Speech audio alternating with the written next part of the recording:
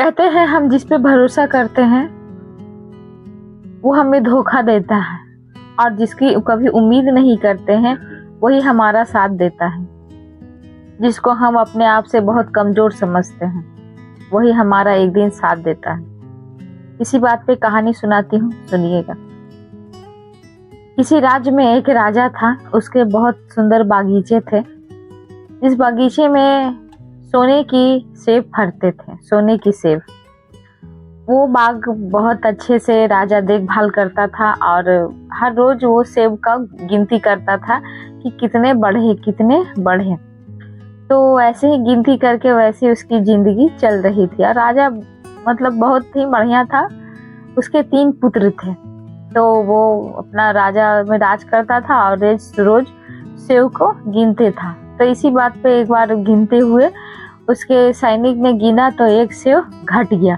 जब एक सेब घट गया तो उसने राजा को आदेश बताया कि समाचार सुनाया कि देखिए राजा, यहाँ पे एक सेब घट गया है, तो यहाँ पे कैसे क्या होगा, जो आप आइए। राजा फौरन वहाँ पे गया और पता लगाया तो उसे पता ही नहीं चला कि यहाँ पे सोने का सेब किसने लिया। उसने आसपास का जांच पड़ताल करवाया लेकिन उसे पता नहीं चला।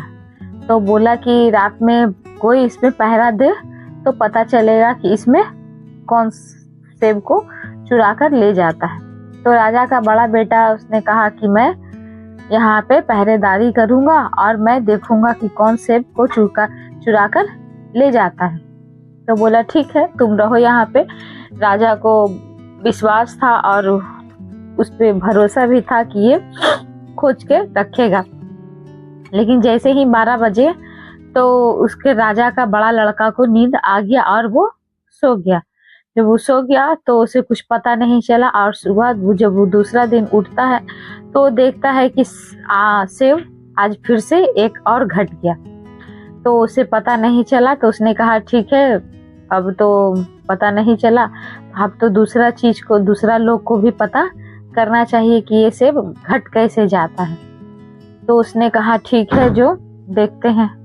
तो उसका मंझला बेटा कहा कि ठीक है, बड़े भैया से तो आज नहीं हुआ, तो ऐसा करिए पिताजी, आज मुझे आज्ञा दीजिए, मैं देखता हूँ कि ये सेब कौन लेके जाता है। तो उसके मंझले बेटे पे भी राजा को बहुत भरोसा था। उसने भी कहा कि ये राजा मेरा बेटा खोज लेगा। तो बोला ठीक है। तो खोजने गया। जैसे उसे भी 12 बजा तो उसे भी नींद आ गई और वो भी सो गया। और जब वो सुबह उठा तो उसने देखा कि एक सेब और फिर से गायब है। ऐसे करते करते लगभग 3 सेब गायब हो चुके थे। अब तो रात में राजा के पास उसने कहा कि अब तो कौन ऐसा है जो रात को जग के देखेगा, जो कि सेब को रक्षा कर सकता है और पता करेगा कि सेब ले कौन जाता है, कि इतना साहस किसके पास हो गया है जो सेब को यहाँ पर से चुरा कर ले जाने की हिम्मत करता है। तो बोला कि ठीक है। तो उसका राजा का छोटा वाला जो लड़का था उसने कहा पिताजी, जो आज मुझे आज्ञा दीजिए तो मैं इसे देख सकता हूँ। उसने कहा जब 2 बड़े नहीं कर पाए तो तुम क्या कर पाओगे।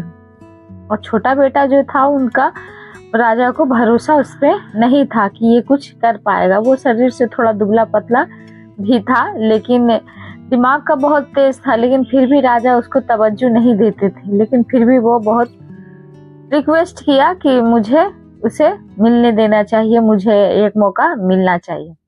तो सभी लोग ने राजा का से अभिनंदन करते हुए कहा कि राजा, जो छोटे राजकुमार को एक मौका तो कम से कम दीजिए ताकि वो पता कर सके। बोला ठीक है। उसने रात में ठहरा तो उसने देखा कि जब रात हो गई तो एक सोने की चिड़िया आती है और वो सेब को चुरा कर ले जाती है। तो सेब को चुरा कर ले जाती है तो उसने देखा तो उसने तीर चलाया, लेकिन वो चिड़िया को नहीं लगा और चिड़िया तो वहां से भाग गई, लेकिन सेब तो चुरा नहीं पाई। तो चिड़िया भाग गई तो सेब तो चुरा नहीं पाया। उसके बाद हुआ क्या कि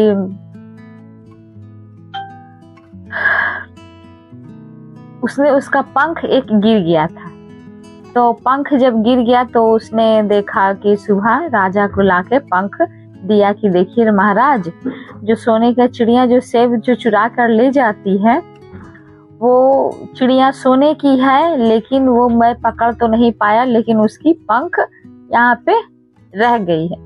राजा भी सोने की पंख को जब देखा तो उसने बहुत ही आश्चर्य पूर्वक से उसने कहा कि जब पंख इतना खूबसूरत हो सकता है तो चिड़िया कितनी खूबसूरत होगी, तो इस चिड़िया को ढूंढ कर लाओ।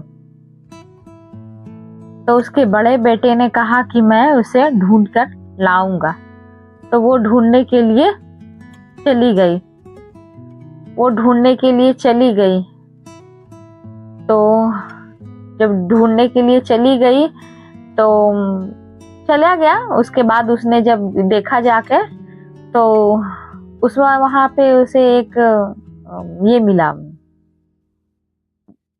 लोमड़ी।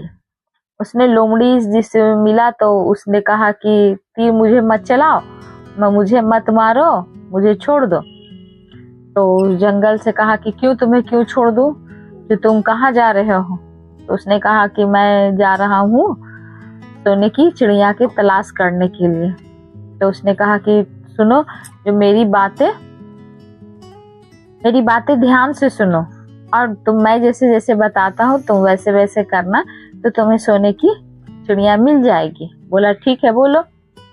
बोला कि तुम यहाँ पर से जाना, तुम्हें कुछ दूर आगे चलने के बाद तुम्हें 2 धर्मशाले मिलेंगे, और 2 धर्मशाले मिलेंगे जिसमें एक बहुत सारे चहल पहल होगी और एक सन्नाटा होगा। तुम सन्नाटे वाले महल में रुकना। उसने कहा चलो, मैं तुम्हारी बात क्यों मानूंगा, हटो यहाँ से। मैं तुम्हारी बात क्यों मानूंगा, हटो यहाँ से। उसने उसको हटा दिया और आगे बढ़ गया। जब आगे बढ़ गया तो उसने जब धर्मशाला देखा तो वैसे ही 2 धर्मशाले थे, एक में चहल पहल थी, एक में सन्नाटा था। तो ये बड़ा वाला बेटा समझा कि मैं राजा का बेटा हूँ और खुद एक राजकुमार हूँ, तो मैं क्यों फटा पुराने और अथी जंगल जैसे में धर्मशाले में रहूंगा, क्यों नहीं, मैं बढ़िया धर्मशाले में रहूंगा। जैसे ही उसने धर्मशाला में जाता है तो उसकी वहां के सैनिक उसे चोर समझ के उसे पकड़ लेते हैं। तो ये बात बहुत पुरानी हो जाती है। उसके बाद राजा कहता है कि बड़ा बेटा तो अभी तक गया है, वो वापस नहीं आया है, तो ऐसा करो कि अब किसे भेजें। तो मंझला वाला बेटा बोला कि पिताजी मैं जाता हूँ, मैं ढूंढ के लाने की कोशिश करता हूँ। बोला ठीक है, जाओ तुम भी। उसने भी गया, उसे भी वही लोमड़ी मिली और उसने भी वैसा ही बोला कि देखो तुम जाना तो वो वाले धर्मशाले में नहीं रुकना, तुम अथी वाला धर्मशाला में रुकना जिसमें सन्नाटा हो। उसने कहा कि नहीं, तुम जाओ, तुम्हारी बात क्यों मानूंगा, मैं राजा का बेटा हूँ, मैं राजा हूँ, कुछ दिन बाद मैं राज्य घोषित होऊंगा और मैं वैसे ही गंदे संदे धर्मशाला में रुकूंगा, मैं तुम्हारी बात क्यों मानूंगा, तुम चलो यहाँ पे से दफाओ। इतना ही बोलते हुए राजा का बड़ा बेटा भी, मझला बेटा भी वहां से निकल गया। उसके बाद फिर छोटी बेटी की बारी आई। जब राजा ने कहा कि 2 पुत्र मेरे चले गए हैं, अभी तक ये नहीं आया है, तो अब कौन जाएगा? तो उसके छोटे वाले पुत्र ने कहा पिताजी आप मुझे आज्ञा दीजिए, मैं जाकर देखने की कोशिश करता हूँ कि दोनों मेरे भाई कहाँ रह गए और उस सोने की चिड़िया का क्या हाल है, मुझे जाने दीजिए। तो राजा का कुछ कुछ भरोसा हो चुका था कि जब ये सोने का पंख ला सकता है तो ये उसका पता भी बता के ला सकता है, इसलिए वो गया। तो जब गया तो उसे रास्ते में वही लोमड़ी मिली। लोमड़ी से मिला तो उसने कहा देखो 2 धर्मशाले हैं, उसमें एक ही को में तुम रुकना, जो धर्मशाला जिसमें पुराने जैसे हैं उसमें तुम रुकना, जिसमें चहल पहल होगी उसमें तुम नहीं जाना। तुम ऐसा करोगे तो तुम्हें सोने की चिड़िया जरूर मिल जाएगी। तो ये समझदार था, इसने लोमड़ी की बात मानी और लोमड़ी की बात मान के बोला ठीक है, जैसा तुम कहोगी मैं वैसा ही करूँगा। उसके बाद वहाँ से वो चला। तो उसने 2 धर्मशाले देखे, 2 धर्मशाले देखे तो इसने वही धर्मशाला चुना जिसमें लोमड़ी रहने के लिए कहा था।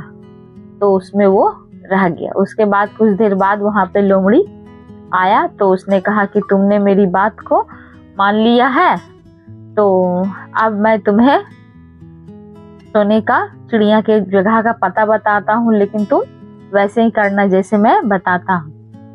जो तुम मेरी पूंछ पे बैठ जाओ, अब मैं तुम्हें उस जगह पे ले जाता हूँ जहाँ पे सोने की चिड़िया कैद है। बोला ठीक है चलो। वहाँ उसकी पूंछ धीरे धीरे बड़ी हो गई और उसके पीठ पे वो बैठ के वो चला। जैसे ही वो चला तो उस महल तक, वहां तक पहुंचा दिया जहां तक कि सोने की चिड़िया जिसमें रहती थी।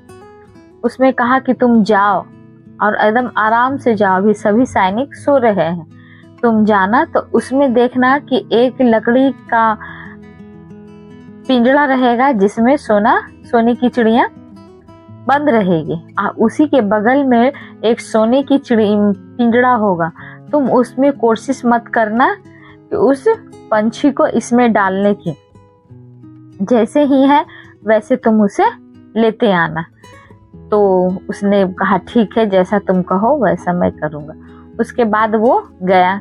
उसके बाद जाने के बाद वो जैसे ही अंदर गया तो उसने देखा कि सोने की चिड़िया बहुत ही खूबसूरत थी, लेकिन एक मैले कुचैले मतलब पिंजड़े में, टूटे फूटे पिंजड़े में वो बंद थी। और उसी के पास में एक बहुत अच्छे पिंजरा रखा हुआ था जिसमें हीरे मोती जवाहरात जड़े हुए थे। और ये राजकुमार जो था वो लोमड़ी की बात को भूल गया। अब भूल जाने के बाद इसने क्या किया, उस पंछी को निकाल के सोने के पिंजरे में उसे डाल दिया। जब जैसे ही डाला तो उसे चिड़िया ने पूरा शोर मचाना शुरू कर दिया और उस शोर से उसके सारे सैनिक उठ गए तो इसे पकड़ लिया गया। अब पकड़ लिया गया तो फिर इसने कहा कि तुम मेरे महल में चोरी करने आए थे तो तुम्हें सजा मिलेगी। तो वो बोला कि जो महाराज मुझे माफ कर दीजिए, आप कोई और ऐसा काम बोलिए जो कि मैं कर दूंगा, तो क्या आप मेरी सजा को माफ कर दीजिएगा। जो चोरी की सजा के फांसी नहीं दी जा सकती है, तो आप मुझे कुछ काम कह दीजिए जो कि मैं उसे कर दूंगा। बोला ठीक है, तुम सोने का घोड़ा ला कर दो, तब मैं तुम्हारी गलती को माफ कर दूंगा। अब ये सोचने लगा कि सोने का घोड़ा कहाँ से लाऊं। उसी समय उस लोमड़ी को याद किया और लोमड़ी वहां पे आई और उसने कहा देखो, मैंने तुम्हें कहा था लेकिन तुमने मेरी बात को नहीं मानी। जो मन तो कर रहा है कि तुम्हारी कोई मदद ना करूं, लेकिन राजकुमार ने कहा कि नहीं, मेरी मदद कर दो, बिना तुम्हारी मदद के मैं कुछ नहीं कर सकता हूँ। तो बोला ठीक है, जब तुम इतने रिक्वेस्ट कर रहे हो तो फिर मैं तुम्हारी मदद करता हूँ। तो बोला ठीक है, करो। उसके बाद उसने कहा मेरी पीठ पे बैठ जा, मैं तुम्हें वहां लेके चलता हूँ जहाँ के सोना का घोड़ा बंद है।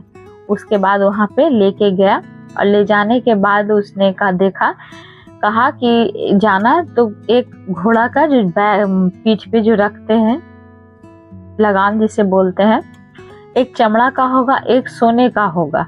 तो तुम चमड़ा वाला रखना, सोने वाले रखोगे तो फिर तुम्हें दिक्कत हो जाएगी, इसलिए तुम चमड़ा वाला ही रखना। बोला ठीक है। उसके बाद जैसे ही गया तो सारे सैनिक सो रहे थे। सोते हुए उसने गया अंदर और उसने देखा कि एक फटा पुराना जैसा उसका लगाम रखा हुआ था पीठ पे बैठने वाला। अरे एक देखा बहुत अच्छा है। फिर वो लोमड़ी की बातें भूल गया। अब भूल जाने के बाद उसने सोने का पीठ पे रखने बैठने वाला वो रख दिया, जिससे घोड़ा उठकर चिल्लाने लगा। उसके बाद पूरे सैनिक उठ गए। वहां का भी राजा फिर उसे देखा, उसे कहा कि ओ तुम फिर यहाँ पे हो, मैं तुम्हें फांसी की सजा दे दूंगा। उसने कहा महाराज आप मुझसे कोई काम करवा लीजिए, लेकिन फांसी की सजा देना से आप मुझे वंचित कर दीजिए। तो बोला ठीक है, तुम्हारा अगर ऐसा ही इच्छा है तो मैं तुम्हें कहती हूँ कि तुम जाओ यहाँ पर से कुछ दूर में एक मतलब राजकुमारी है, वो बहुत खूबसूरत है, तुम उसको लेकर आओ तो मैं तुम्हें छोड़ दूंगा। इसके सोने के केस हैं जो। तो बोला ठीक है, मैं जा रहा हूँ। उसके बाद उस लोमड़ी को याद किया। उसके बाद उसने कहा कि ये देखो, तुम्हारी मदद करने को तो इच्छा कर नहीं रहा है, लेकिन तुम बार बार गलती करते हो और फिर वही काम करते हो। तो बोला इस बार मेरी लास्ट की मदद कर दो, फिर मैं तुमसे कुछ नहीं कहूँगा। बोला ठीक है, चलो उस रानी तक के तुम्हें पहुँचा देता हूँ, उसके बाद मैं पहुँचा के तुम्हें चलाऊंगा। लेकिन तुम जैसे ही बाग में जब वो फूल तोड़ने आएगी तो तुम उसका हाथ पकड़ लेना और उससे कहना कि तुम चलो। लेकिन रानी रोएगी धोएगी तो भी तुम कुछ नहीं बोलना है। कहेगी वो कि मुझे माता पिता से मिलने दो, लेकिन तुम उसे मिलने मत दे। जैसे ही तुम मिलने दोगे तो तुम फिर फंस जाओगे। उसने कहा ठीक है। उसके बाद जैसे ही रानी फूल तोड़ मतलब राजकुमारी फूल तोड़ने के लिए आई और वो बैठी वहां पे, तो इसने हिम्मत करके उसका हाथ पकड़ लिया और कहा चलो, मैं तुम्हें साथ लेके चलूंगी। तो लोमड़ी ने कहा था कि तुम्हारे साथ चलने के लिए वो तैयार हो जाएगी, लेकिन कुछ समय के लिए तुमसे मोहलत मांगेगी। तो राजा जो जैसे ही हाथ पकड़ा तो उसने चलने के लिए तैयार हो गया, लेकिन कहा कि मुझे कुछ समय के लिए समय दो, तो मैं अपने माता पिता से मिल के आऊंगी। तो उसने कहा नहीं, तुम मेरे साथ चलो। लेकिन फिर भी वो रोने लगी। तो उसने कहा ठीक है, जाओ मिल के आओ, 5 मिनट में मिल के आना। जैसे ही वो महल के अंदर पैर रखती है कि सभी सैनिक उसे देख लेता है और उसे पकड़ लेता है। उसने कहा कि तुम रानी के साथ बदतमीजी कर रहे हो तो तुम्हें फांसी की सजा दी जाएगी। तो उसने कहा महाराज, आप सजा छोड़ के कुछ और कर दीजिए तो मैं तुम्हें माफ कर दूंगा। बोला ठीक है, मैं तुम्हें एक काम कहने के लिए देता हूँ, अगर वो तुम 7 दिन के अंदर अंदर कर देते हो तो मैं तुम्हें अपनी पुत्री से तुम्हारा विवाह करवा दूंगा। बोला ठीक है, काम बताइए। काम कहा कि देखो, ये मेरे राजमहल है, राजमहल के सामने बड़ा सा पहाड़ था। बोला तुमको 8 दिन में ही पहाड़ को खत्म करना होगा, और अगर तुम नहीं कर पाए तो मैं तुम्हें फांसी की सजा दे दूंगा। बोला ठीक है। उसके बाद वो तैयार हो गया। 6 दिन हो चुके थे। उसके बाद उस लोमड़ी को याद किया। उस लोमड़ी वहां पे आई,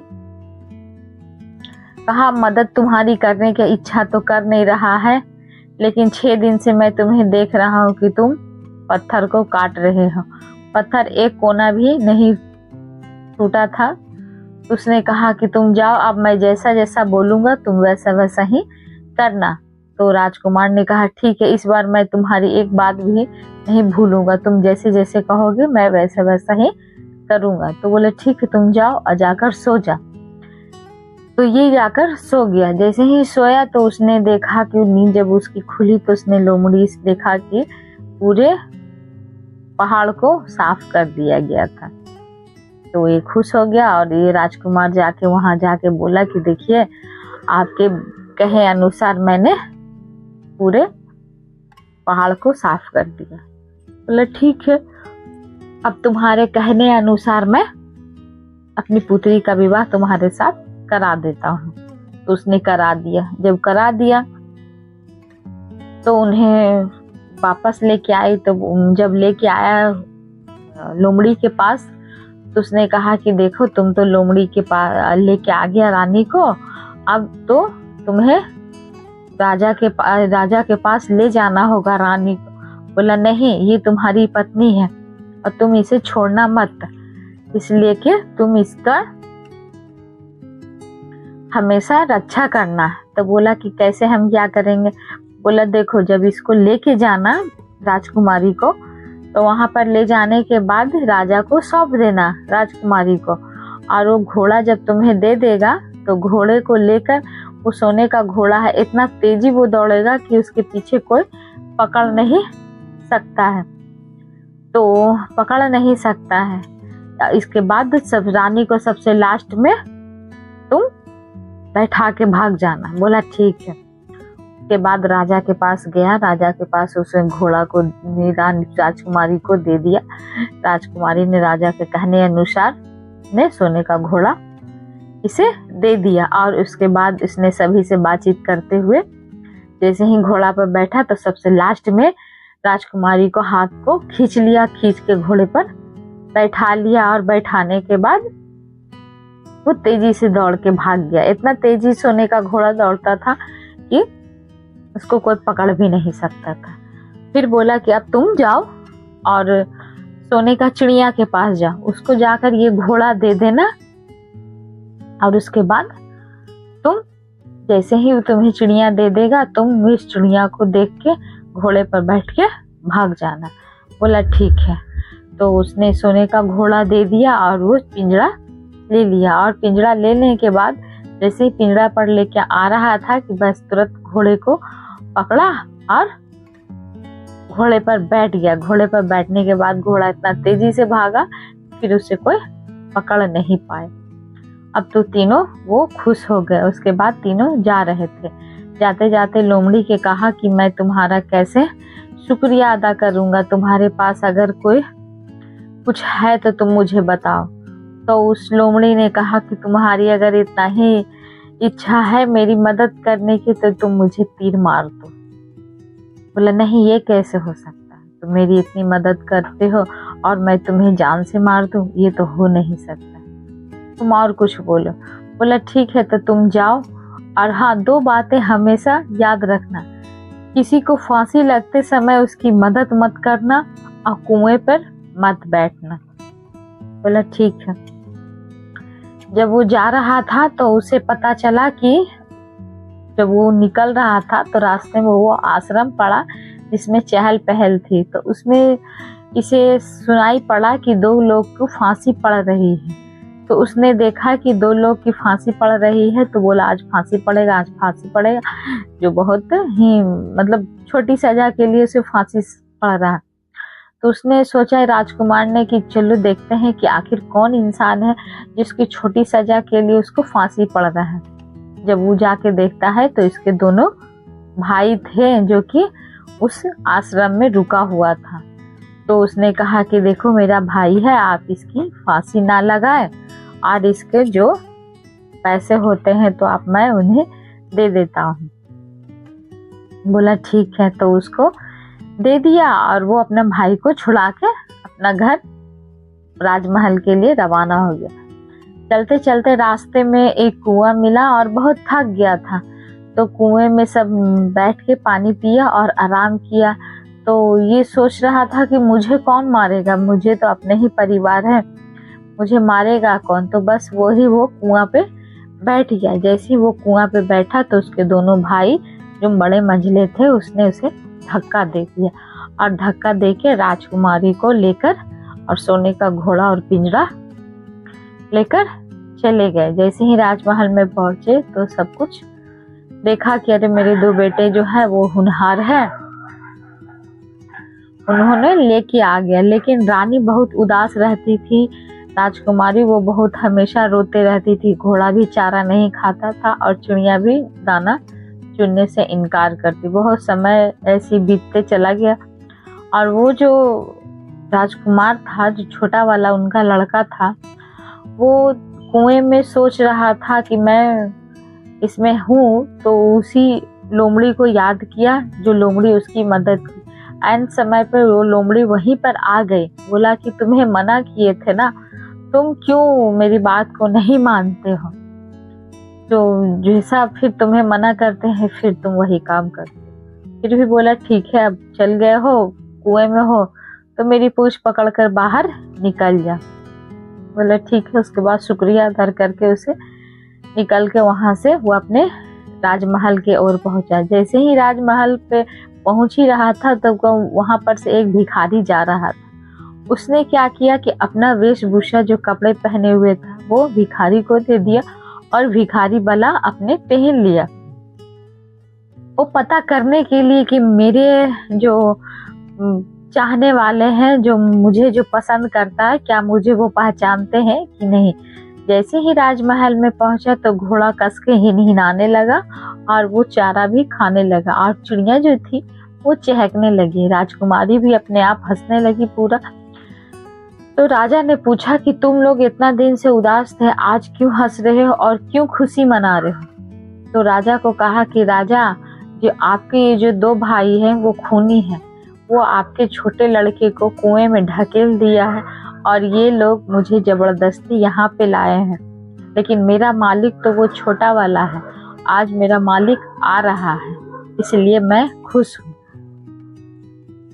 राजा भी इस बात से एग्री करता था, वो समझता था कि वो अब मेरा छोटा बेटा भी लायक है। तो जैसे ही वो आया तो सब उसे पहचान गया और उसे हंसी खुशी घर में रहने लगा और वो रहने लगा। तो कुछ समय बाद वो छोटा लड़का को लगा कि उस लोमड़ी से जाकर मिलना चाहिए, कि इतनी मदद करने के बाद भी वो कहाँ है। तो एक बार वो उससे मिलने गया। जब वो मिलने गया लोमड़ी से तो बहुत दूर जंगल में जब जाके देखा तो उसने देखा कि एक गुफा में वो बैठा हुआ है और दुबला पतला भी हो गया था। तो कहा उसने कि तुम यहाँ पे बैठे हुए हैं। बोले क्यों, तुम मुझे क्यों याद कर रहे। बोला तुमने मेरे रास्ते में इतनी मदद किया है और मैं तुम्हारा कुछ भी नहीं किया हूँ, तो ऐसा करो कि तुम राजमहल चलो और वहीं पे रहना, वहीं पे खाना। तो बोला नहीं, तुम अगर मेरी मदद करना चाहते हो तो आज भी मैं वही बात बोलता हूँ कि तुम मुझे तीर मार दो। बोला तुम कैसी बातें करते हो। बोला देखो, मुझे भी एक श्राप मिला हुआ है, जो मैं जिस लड़की से तुमने विवाह किया है उस लड़की का मैं भाई हूँ, जो तुम जब तक मुझे तीर मारकर मुझे पुनर्जन्म नहीं होता है तब तक मैं लोमड़ी के रूप में ही रहूंगा। ये बात राजकुमार ने सुना और उसे तीर मार दिया। जैसे ही तीर मारा तो वो लड़के के रूप में आ गए, दोनों एक दूसरे को गले मिले और उसे राजमहल में लेके आए। राजकुमारी ने अपने भाई को देखकर बहुत खुश हुए। तो कहानी यहाँ पे खत्म होती है, लेकिन हमेशा कभी भी कहानी का मेन मतलब यही है कि कभी भी किसी को कमजोर मत समझिए। कमजोर इंसान भी बहुत कुछ कर दे सकता है जिसकी आप कल्पना भी नहीं करते। तो हमेशा अपने आप से अपने छोटे को कभी भी कमजोर ना समझिए, हमेशा अपने आप से ताकतवर रखिए कि नहीं वो मुझसे कुछ ना कुछ ज़्यादा जानता है, और हमेशा सभी से सीख लेने की कोशिश कीजिए। तो अगर ये कहानी आपको अच्छी लगी हो तो प्लीज़ कमेंट में बताइएगा। धन्यवाद।